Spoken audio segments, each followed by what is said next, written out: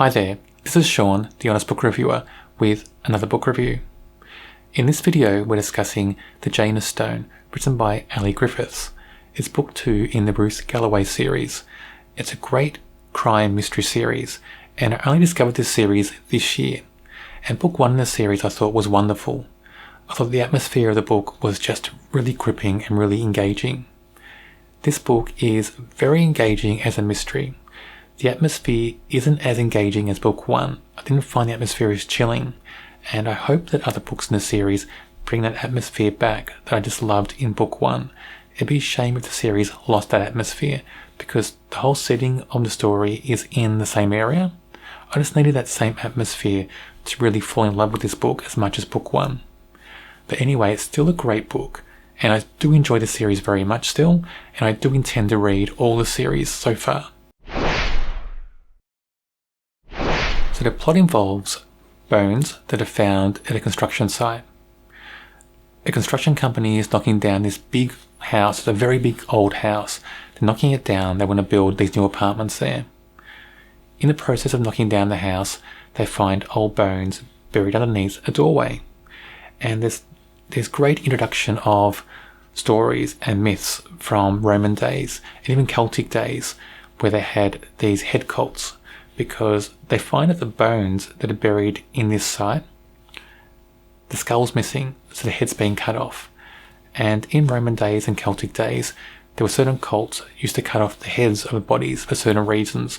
I think the heads had magical significance or some sort of significance when they buried the heads in certain areas near a building or underneath a building. And same with the bodies.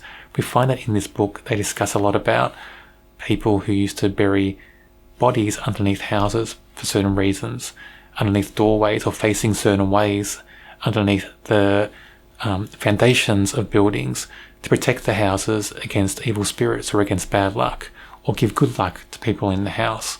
And that was really interesting in this story, to have those kind of old myths and legends and folk tales come into it. And I found that that's one of the fascinating things about this series, especially with the main character, because she's an archaeologist specializing in bones, and in the story she investigates crimes from that point of view. But we also have other characters coming into the books as well, who are also archaeologists and other types of scientists, and they discuss what they find based on, I guess, real evidence and real things that archaeologists find in real life. The bones that are of interest in this book are from a child, and I think it's from a child who may have been 5 or 6 at the time of death. And when they're investigating the bones more, they find the bones aren't medieval, but the bones are maybe from around the 40s or 50s. This leads them to think they may be linked to an old orphanage that was at the site. So, history of the house in the book is the house was built by a wealthy family. That family either gave it away or the Catholic Church bought the house and was run as an orphanage and a school for quite a few years. So they think that this girl was a student and an orphan, like a resident at this house during that time. And the priest who used to run the orphanage and some of the nuns are still in the area.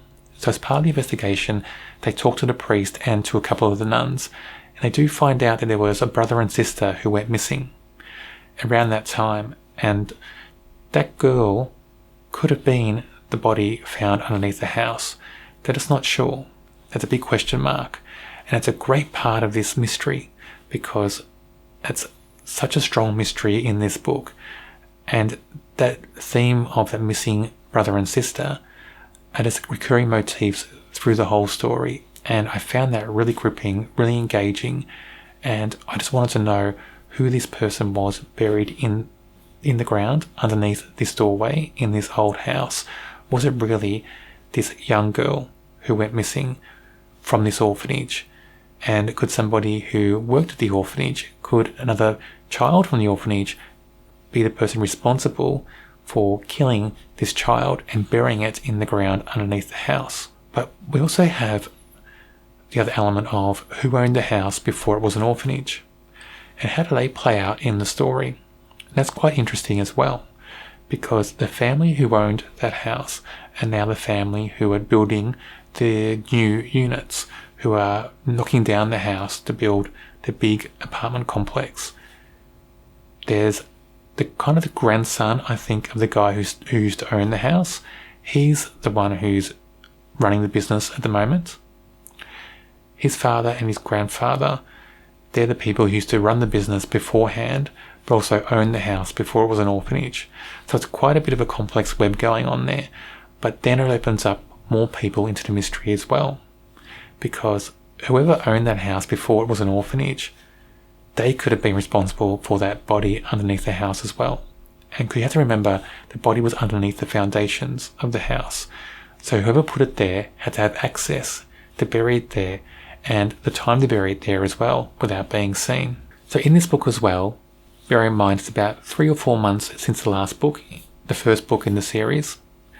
Ruth is pregnant, so our main character is pregnant, and that's from the one night stand she had with Nelson, who's the DCI in this series, and Nelson is married with kids of his own. So there's no way that Nelson's going to leave his family, and he says that in this book. He's not going to leave his family, not going to leave his wife, but he wants to support Ruth, wants to support her child because she wants to keep the child. Also, Nelson's wife, Michelle, meets Ruth at some sort of function, and they become friends in a way, friendly, and Michelle offers to take Ruth shopping for baby things, prams, clothes, that sort of thing.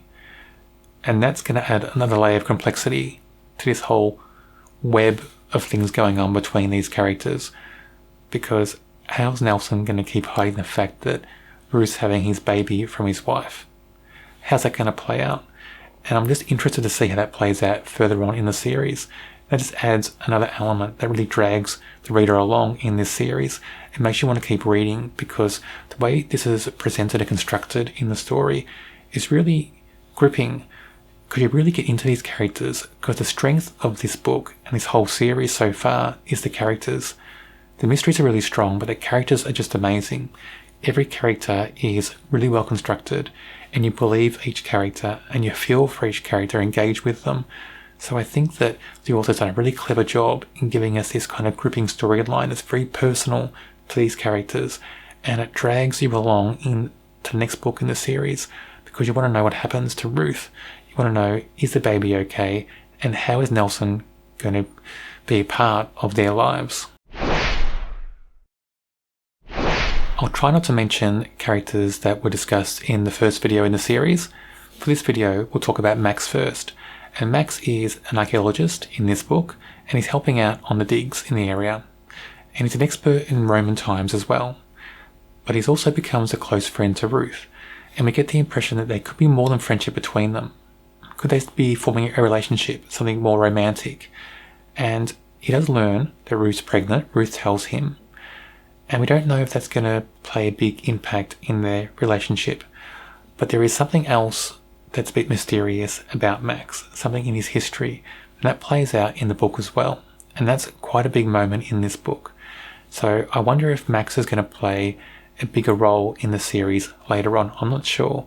I hope he does, because he really is an interesting character.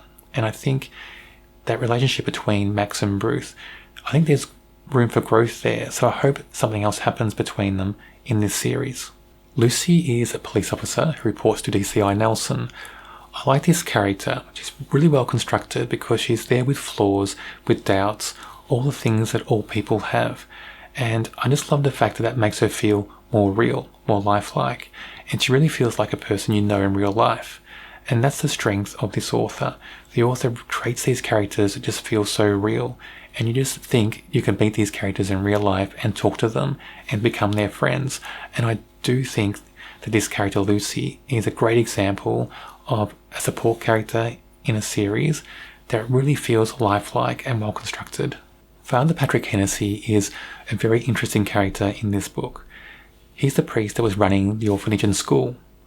And I just like this character because there's mystery to him. There's different layers to him, and they come out bit by bit. So he's a character that doesn't give everything away at the start of the book. And he turns up at the dig site, at the construction site at different times, and that makes him feel a bit mysterious or even suspicious at certain times as well. And he has a way of interacting with people that's quite intriguing. I just found this character Very interesting, very engaging. I like the way that the book gives us more about him as time goes on, and I like the way that he kind of ekes out his secrets as time goes on as well. So very engaging character, and the way he was written, the way he was presented to us, just makes him that more interesting. Even though this book lacked the atmosphere of book 1 in the series, it's still a great mystery and very gripping and very interesting. It's all because of that history that gets interwoven into the story and those archaeological aspects in the story as well. I love the fact that they're both in this series, because it makes it just such a unique series in my eyes. And the characters are just amazing. It's not often that you get book series or even just standalone books where every character is amazing. They all feel lifelike and so real. But this author has a real gift for characterization, and this author should be applauded for that, in my opinion. I rate this a 4 out of 5, and I'm just looking forward to reading more in this series. I need to get my hands on book 3 and then read the whole of the series after that, and I can't wait to read more. On my channel, I review quite a few mystery and crime novels. If you don't want to miss out on those videos, check out my channel and subscribe. There's also a mystery crime playlist on my channel. It should be on your screen now.